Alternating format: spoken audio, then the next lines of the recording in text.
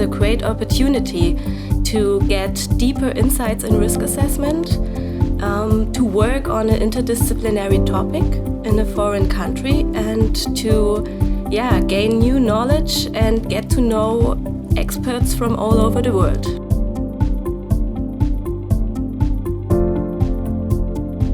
I can really apply everything that I learned now that I'm back in my home institute.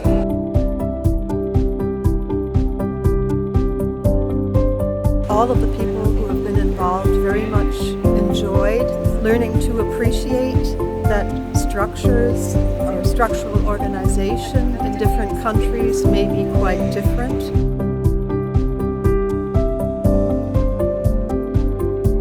The EFTA program is only one among the few that is addresses to the middle career specialist, and it's very well anchored in the everyday reality.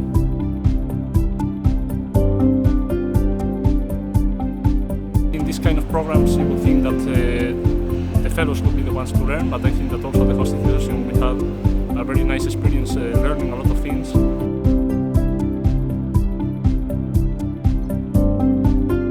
It was a very fantastic experience. I'm really happy with my EU-FORA year. So I can just highly recommend embarking on this experience either as a hosting site, as a